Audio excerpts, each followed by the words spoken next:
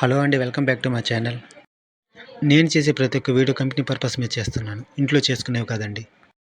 ముందుగా రా మెటీరియల్గా ఉన్న రొయ్యలను పీలింగ్ చేస్తాం. పీలింగ్ అంటే రా మెటీరియల్గా ఉన్న రొయ్యలను హెడ్లెస్ చేసి, షెల్ తీసివేసి, లెగ్స్ తీసివేసి, టైల్ తీసివేసి ఇలా తీసివేయడాన్ని పీలింగ్ అంటారు. అయితే పీలింగ్ గురించి మరొక వీడియోలో వివరంగా తెలుసుకుందాం. ఇలా పీలింగ్ జరగటం వల్ల పెద్దగా ఉన్న రొయ్య చిన్నగా అయిపోతుంది.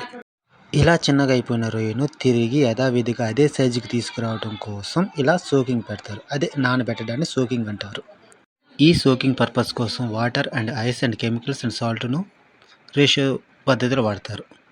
సోకింగ్ టైం కంప్లీట్ అవగానే సింటెక్స్లను ఈ విధంగా ప్రొడక్షన్ టేబుల్ దగ్గరకు తీసుకెళ్తారు. అలా టేబుల్ దగ్గర తీసుకొచ్చిన ప్రతి సింటెక్స్ని మనం జాగ్రత్తగా చెక్ చేయాలి. ఏమిటంటే కలర్గా ఉందా, వైట్గా ఉందా, ఏమైనా స్మెల్ ఏమైనా వస్తుందా అని చూసుకోవాలి. అంతా ఓకే అనుకున్న తర్వాత మన బాయ్స్ ఆ మెటీరియల్ను ఆ నెట్లో వేసుకొని ఈ విధంగా 3 టైమ్స్ డిప్పింగ్ చేస్తారు. ఒక్కో కంపెనీకి ఒక్కొక్క రూల్. ఒకరేమో 1 టైం డిప్పింగ్ చేస్తారు, ఇంకొకరేమో 2 టైమ్స్ డిప్పింగ్ చేస్తారు. కానీ మా కంపెనీ మాత్రం 3 టైమ్స్ డిప్పింగ్ చేస్తారు. అది మా కంపెనీ రూల్. ఫైనల్గా డిప్పింగ్ అయిపోయిన తర్వాత 1 or 2 minutes అక్కడ డ్రై పెడతారు. ఫైనల్గా నెట్లో ఉన్న మెటీరియల్ని తీసుకెళ్ళి ఆ టేబుల్ మీద వేస్తారు. టేబుల్ మీద ఉన్న మెటీరియల్ ఎలా ప్యాక్ అవుతుంది అన్నది నెక్స్ట్ వీడియోలో తెలుసుకుందాం.